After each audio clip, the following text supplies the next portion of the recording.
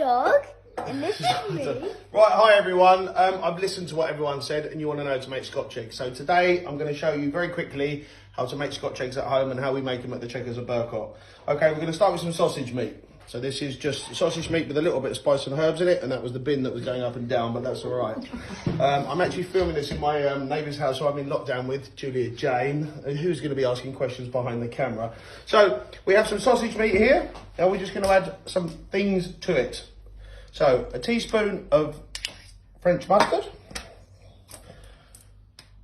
a teaspoon of English mustard, a little bit more. Oh, we need to have another teaspoon. Then we're going to add some corn flour. Now, why are we going to add corn flour? Oh yeah, good question. It helps absorb some of the extra liquid so it doesn't split. So it helps dry it out a little bit. Then obviously a little bit of seasoning, salt and pepper. Now, I'm just going to add fresh sage to this, which we got from our lovely garden, which you can see here. I'm just going to add some fresh sage. Now you can add anything you want, depends what you like. I like it with sage. You can add chilli at this point. You could add, I mean, the list's endless. You could add rosemary, you could add garlic, you can add anything you want. We're just going to keep this nice and simple. So we've got French mustard, English mustard, teaspoon of each, and corn flour, and some fresh sage, but feel free to add what you want. I'm now going to mix this up. And why are you going to mix it up? Why? Because we get all the flavours mixed together. Yum. Yum. So then what we end up with is this big stodgy bowl. Now, what we need to do, and this is very important, is you need to weigh this. So you need to weigh this. We have some scales here. I popped some cling film on. I can hear you asking why. I was just going to say, why are we weighing it? Well, we're going to weigh it so we get the right size so it cooks evenly through the process of when we fry it. But we're going to put the cling film on top so we can just use it over and over again. Because if you're sort of doing a bowl, it might be wrong. So we're going to weigh these into 70-gram portions. You want to come around here, then you can see, please? So we're going to do these into 70-gram portions, about 70.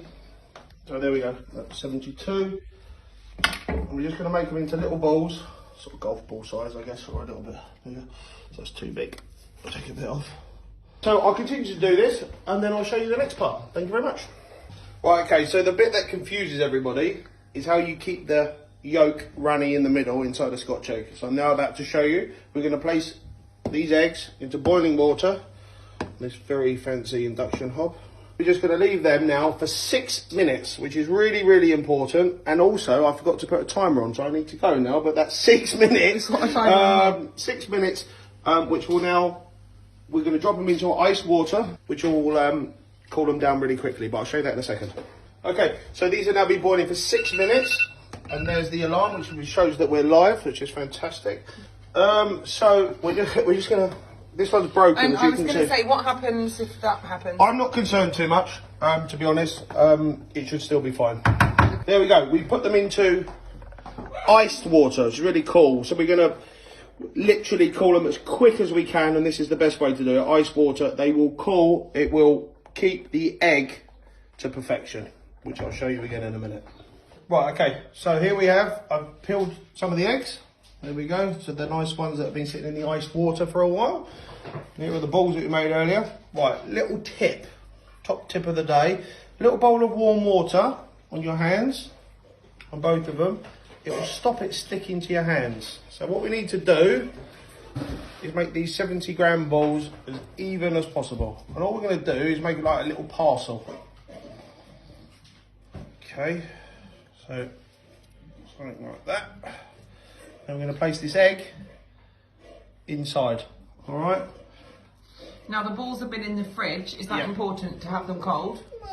I think it's probably more hygienic, really, than anything else. So we just get them all ready, and just so they're all ready. So, a little dunk of hot water again on your hands. This will help smooth it all out. And what you'll see happens, you've got a perfect ball with an egg inside. All right, I'll show you one more time. Just do one more. Don't want to go on about this, it's a bit boring once you've seen it once. But even it all out. Just so you haven't got any thick bits. Place that in the middle of the parcel. Bit of warm water again. And we're just going to stretch this all the way around. Didn't make that one big enough. There we go. More warm water again. You're just going to stick the whole thing together, that you're not seeing any white bits of the egg, and you can just roll it all up. Okay, and then we move on to the fun bit. Just going to wash my hands quickly, just bear with me 1 second. Excuse the mess of the house, it's not mine. Okay, so... Sorry to interrupt. No, please, far away. We put the oil on. We put the oil on, we try to get the oil up to 180 degrees. I think we're going to come back to that. It's a good question. Okay. We've got a thermometer there. It's probably not ideal at home because you do need to keep an eye on it. That's Max, by the way. So we try to get up to 180 degrees, but we'll go through that in a minute. So first, we're just going to dust it in flour. A little bit of salt in this flour. Just plain flour or corn flour? No, just plain flour. Okay. Now, another little trick is you want to knock any excess flour off of it, because sometimes it comes in lumps, and when you try to put it in the egg wash and the breadcrumbs, the things fall off. Okay. You know, the breadcrumbs fall off. The things. How good's that? So with just a light dusting of flour, you can see there's no big lumps of it. So let's do another one.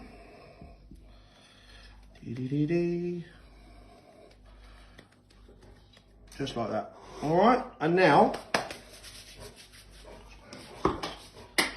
them bits. Okay, so now we're going to do egg wash. The trick to this, if you're doing it on your own, it's better you have 2 people, if you want my opinion. But if you've got 1 person, use 1 hand for one and 1 hand for the other, if that makes sense. Otherwise, you end up with breadcrumbs all stuck to your fingers, and you become a bit of a mess. So I'm going to use my left hand for the egg wash. We're just going to put it all in there, so it's all nice and wet, and then we're going to dunk it in there. I'll do the same here. The best thing really is get your kids involved, because this is fun, isn't it? Everyone loves doing all this stuff. Get your kids involved in doing this, and then the likelihood of them eating it and liking it even more is higher. All right, and then with your other hand, you're just going to roll it in the breadcrumbs. All right. So what we're left with is a messy table, but a breadcrumb Scotch egg. Put it back onto the tray. We'll repeat this with all the others obviously in a minute. And then these, now, importantly, can sit in the fridge, probably anything up to a couple of days, for whenever you want them. So if you're doing a party or you want to have people around, when we're allowed to have people around, so to speak, but you want to have them, you can get this done early on, leave them in the fridge and just fry them later and they'll be ready to go. So here they are. That's a Scotch egg. And then after this, we're going to fry them. Okay, so we've got it about 180, it's a little bit higher, but just remember when you put something in it... Should we not be using a... Yeah, we should definitely be using a spoon. I do apologise to everyone at home, please use a spoon. Right, a bit... Right. Okay, so they're in at about 180, we're going to leave them in for 6 minutes. 6 or 7 minutes, depends how crispy you like them, but we're going to go for 6 minutes. Could you have a timer on, please, Max? 6 minutes, please. Perfect, they're on. And then at the end of this, you're going to see the result. Enjoy. Got a sip of wine, very important. Okay, so they've been 6 minutes, 6 to 6.5 minutes in the oil, which is trying to keep at 180. I do appreciate at home it's a little bit harder in a pan of oil, but here they come out. So now we're going to put them on the board. Hello on me, please, Julia. Thank you. And what we're going to do is we've got this brilliant bread knife. It's probably about £1.99 from Lidl. I don't know what. I've never seen anything like this in my life. Okay, so now we're going to cut this in half and see what happens. Okay. So there we have. There we have that. Okay, so there you go. That's how we do it. Now what we've got to do, first thing, a little bit of salt and pepper, always inside the eggs. Now what I would suggest is a little pot of HP sauce or Coleman's mustard. And there is your most perfect Scotch egg. Please let me know how you get on and please do try it. Okay, hang on. Now I'm being told to hold the tray in front of me. There we go. Enjoy.